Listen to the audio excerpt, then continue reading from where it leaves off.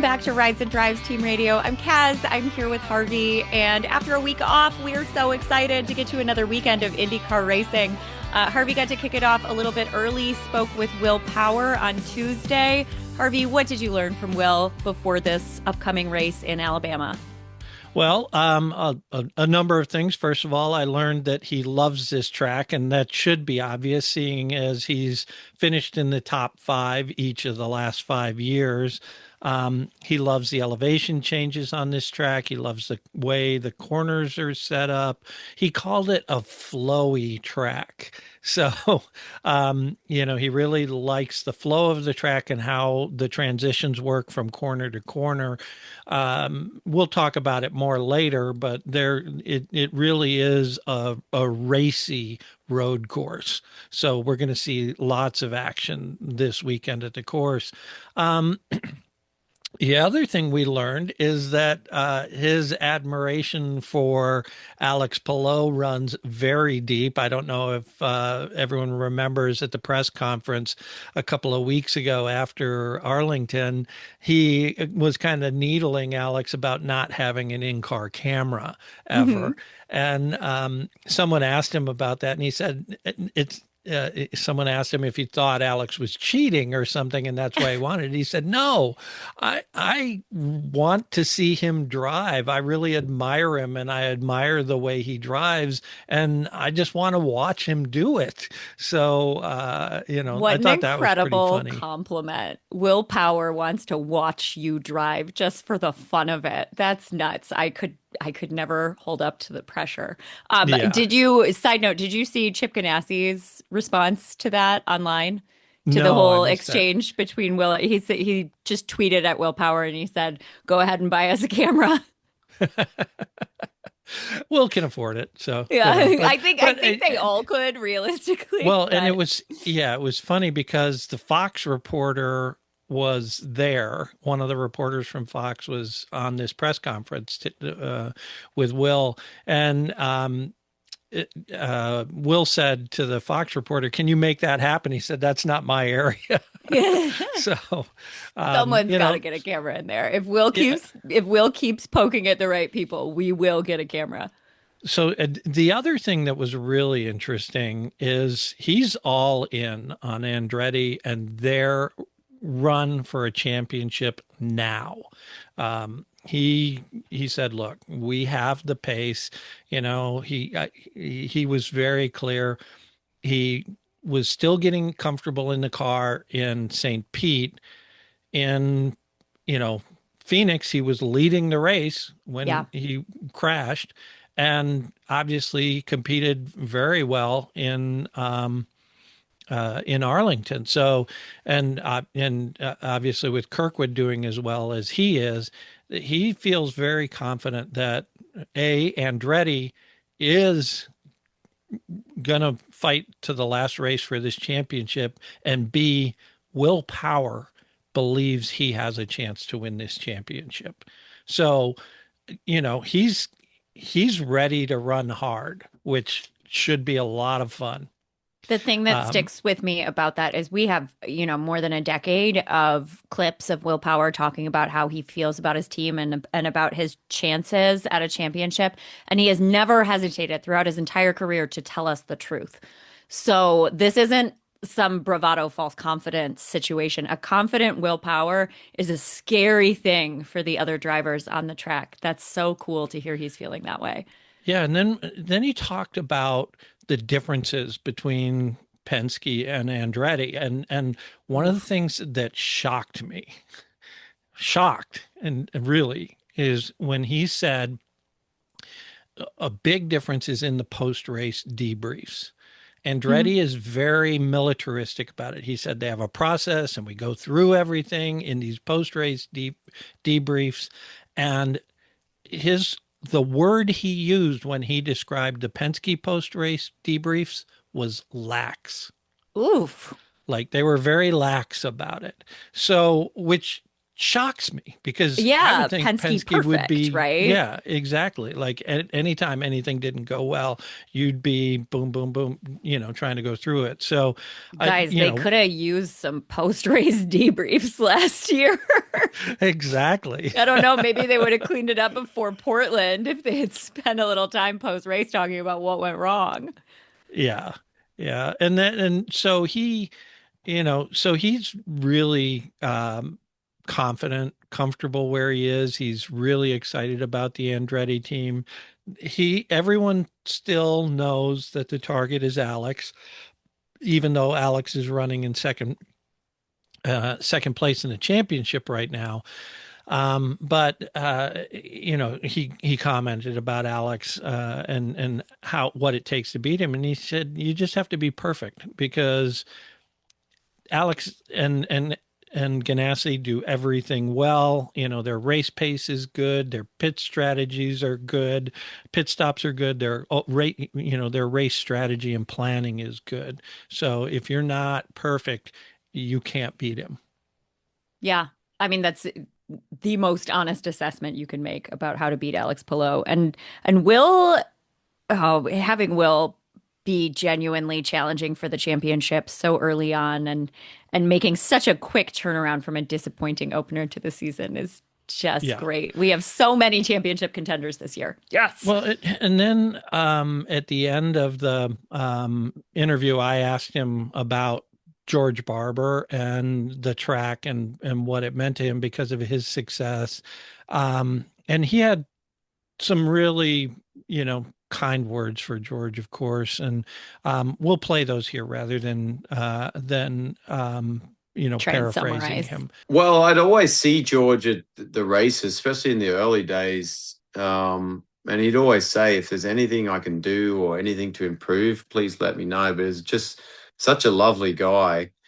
And, his passion for putting on an amazing event or just the presentation of that track. You got to walk through that museum. It's amazing the way it's presented and set up. The track you drive in, it's one of the nicest presented tracks that we go to. The way the grass is done, the barriers, the everything about it. It's very, the cool sculptures they have around the track.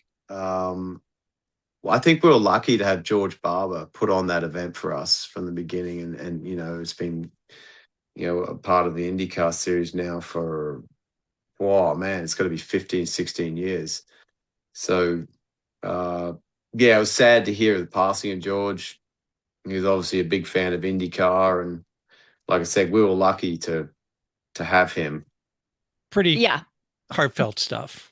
That Yeah. kind of says it all, honestly. George Barber, unfortunately, we lost George Barber this year at age 85. George Barber was a legend in the world of motorsports, a huge proponent of IndyCar and bringing IndyCar into Alabama, and also just an incredible philanthropist for his community. Um, I I am so touched by what he's done and what his legend is. And I'm really, really looking forward to see what they do for him at the race this weekend. Right. And you did a lot of research on George and Barber Motorsports Park this week. We have a full article up on Rides and Drives on the Barber Motorsports Park, so go check that out. But Kaz, why don't you give us some of the highlights? Yeah, I mean, I could talk about Barber for hours, but just even the story of how it was built is kind of this really interesting legend. George was a driver in the 60s, competed in Porsche races, raced with Dan Gurney, raced with Peter Gregg, racked up 63 career race wins before stepping back to take over his family's dairy, which he eventually sold in, I believe it was 1999. Less than 5 years later, he had opened this motorsports complex. And that's how you know this was something that was near and dear to him for a very long time. He didn't slap it together in 5 years. George had started his motorcycle collection, I want to say somewhere about 10 years prior. Um, it's now the largest collection of motorcycles in the world. You can see it at Barber Motorsports Park, but um, the the collecting that he did privately, and then he started showing these motorcycles. The Guggenheim Museum did an exhibition showcasing them. They wound up taking them around the world, took them to Chicago, to Spain. It was an incredibly successful exhibition about motorcycles as art. So that was a huge part of his life. His love of racing was a huge part of his life. The museum that houses these motorcycles on the complex also hosts the largest collection of Lotus cars anywhere in the world. So you don't have Wow. to be a motorcycle enthusiast to enjoy the museum. It's not a quick walkthrough in between races. We'll get there. Um, as he, but it's something else that was important to George was giving back to his home. So what he wanted to do was combine his passion for racing, motorsport, his beautiful collection of motorcycles that he saw as art, and build a place where the people of Alabama can come and celebrate these things that he loved. He wanted it to be a motorsports complex inside a botanical garden. That was the mandate. So you can take a tram, an open air tram, where a guide takes you through and talks to you about all of these rare species of plants and trees that you can see. There are incredible, unique steel art installations lining both the infield and the outside of the track. Big spiders, dragonflies. There's a Sisyphus figure pushing a boulder. It's just Yeah, everywhere you look, I there's found a something picture. fascinating. I found a picture of the spider by the track and put that in the article. So go check that out, please. Yeah. Everywhere you look, there's something fascinating. You guys might remember in 2024 when Georgina, the mannequin, fell off the bridge onto the track, causing a caution. Santino Ferrucci drove by, thought it was a body. What the Yeah. hell? Barber's a place like nothing else on earth, and it really does. As I'm reading this legend and learning more about George, his love of motorsport is reflected in every single part of this Grand Prix. The racing is going to be great on this because of the track. Yeah, it's It's not just a beautiful place. Harvey, tell us about the track and why this Grand Prix is always so good, because it is. Well, a couple of things. First of all, you've got number of elevation changes. Scott Dixon calls it a roller coaster ride. So you have a number of elevation changes. You've got a lot of different types of corners that are really tied together well. The guy who designed this track actually has designed a number of other tracks I've driven on.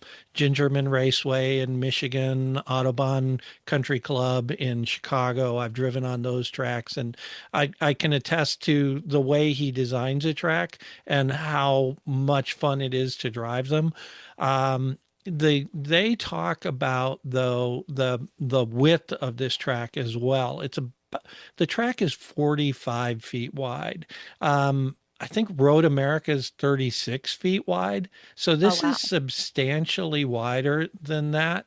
And so you'll see in turns one and two after the start, cars are going three wide. And Dixon talked about this in an explainer I saw him do recently, that there are multiple lines in several of the corners. So it's not just on the straights and in the braking zones where you'll see passing happen. Passing happens in a lot of these corners. And you do have a couple of corners that are really long, complex corners. So you have multiple apexes, which not only, you know, puts a premium on precision from the drivers, but it also really strains the tires, right? Sure. So there's a lot of pressure on these tires.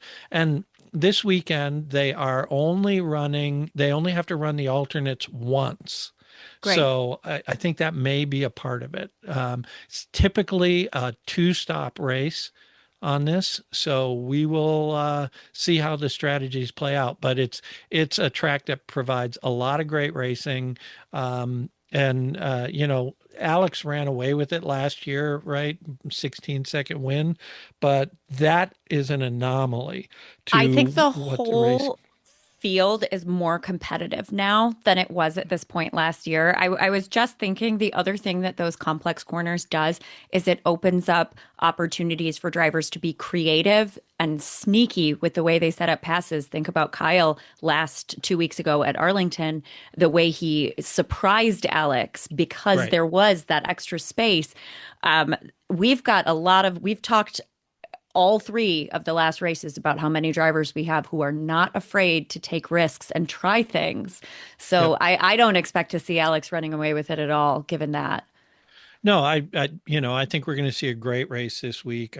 I think we're going to, we know we have three competitive teams at the top right now Hmm. in Ganassi, Andretti, and Penske, all running, strong. Ganassi need their other two cars need to step up. They, they're capable of doing it, but they need to. We'll see Hmm. how they do this weekend. But, I expect to see the Meyer Shank cars up near the front of the race as well as the race goes on. This feels like a race that should suit Marcus Armstrong very well. He spent his offseason karting in Europe. This Hmm. track feels very European in the way that it flows. Yeah. Um, I I expect to see a good week for him, and I hope that that happens. The other guy who had a great race here last year was Christian Lundgaard. This is where he really kind of everyone sat up and took notice of Mhm. him. So I could see, and this is a Chevy track for the most part, right? Yeah. The Chevys have done very well here over the last 5 years. The slower speed corners require a lot of low end torque, which the Chevy typically has more of. So it looks like we could see a better weekend from McLaren here. We certainly could see a better weekend from Penske, but I'm not ruling out those Andretti cars. They've looked strong everywhere, and I'm not ruling out Alex, No. and his ability to be near the front in every race. No. I am hoping to see McLaren put in a bit of a performance this week. I've been, kind of a little down on their performance throughout the. I know that Pato's finished in the top five 3 times. That's Yeah. awesome, but I need him on the podium. I think it's really Christian looked good last week, not great. It's time for the two of them to remind us that this is not a three-team championship race. McLaren is a top team. Yep. It's time for them to push for podiums. I also am looking forward to see what Penske does this week. They had a bit of an off week last week, but it seems like they're looking to bounce back. Yeah, I think they would have had a stronger week had Newgarden and Malukas not come together. That was just a unforced error by the team. Something you But should talk yeah, about in a debrief. yeah, exactly. And hopefully they did Hopefully they did. because Newgarden easily could have finished top 10 in that race if he had not come together with Davey. Yeah. So we'll see how those guys do. I mean, obviously, all three Penske drivers have been strong this year. Alex, has been the bright spot in Chip Ganassi, and the same kind of with the Andretti cars. You have Kirkwood way ahead of his other teammates as well. Yeah, but I Ericsson has still had a strong couple of races and Will had some bad luck. So I think the point differential on the Yep. Andretti team is going to come together a little bit over the next couple of races as Will recovers. Will is currently the lowest scoring Andretti Yeah, driver. I he's don't think he's he's going to be 12th there in the for long. championship right now. Yeah. Um, so you know what's interesting? We're now at a point in the season, we've watched 3 races. I can kind of start talking less about who I'm looking forward to seeing and more about who really needs to show me a little bit more before I Sure. stop talking about them entirely. So, um, let's start with RLL.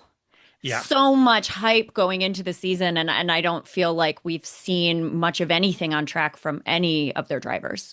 No, I mean their highest scoring driver is Graham, and he's at 15th. That's right? where Graham And usually is. yeah, and obviously Mick has had his struggles.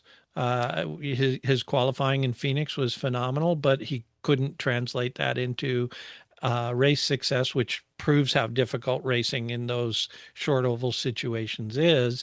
Hmm. But this is a course, given his F2 and F1 experience, should play well into his hands. So Mick, this is your weekend, right? Yeah. I think that's critical. And Louis Foster, he's just kind of been nowhere yet this year.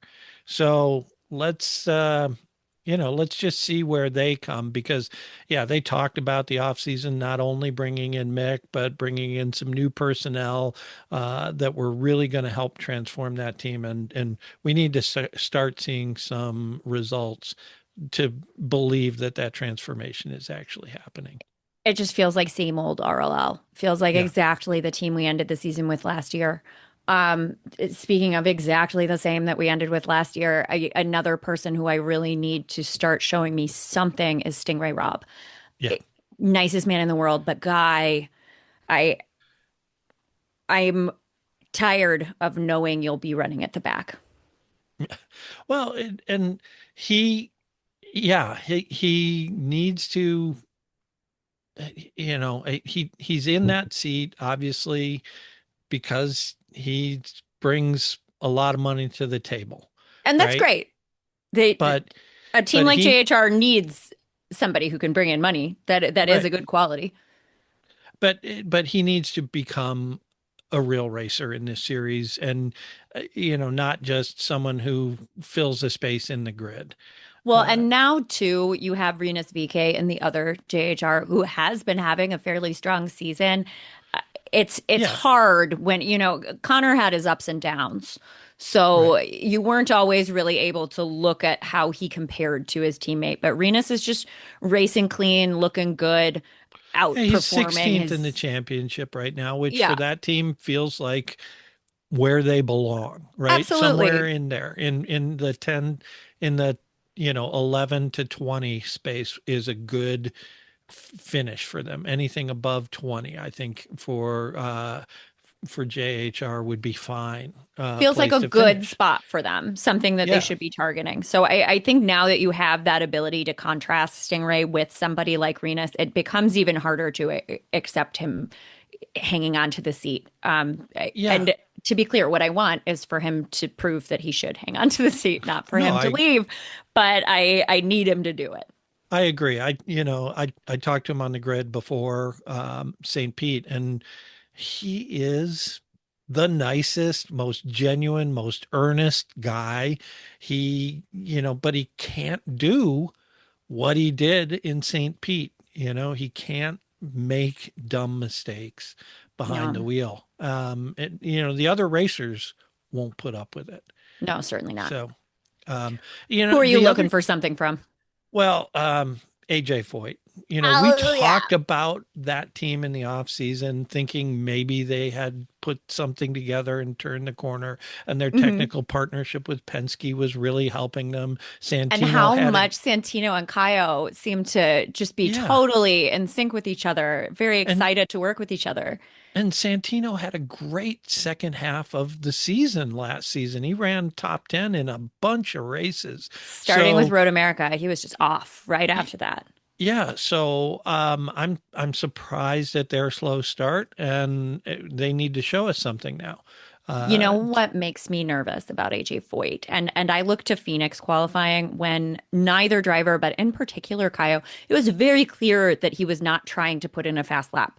He was just trying to put in a decent lap and bring the car home because they weren't confident in the car. right. That's scary. If your drivers are having bad luck, if they're making silly decisions, that's something we can deal with.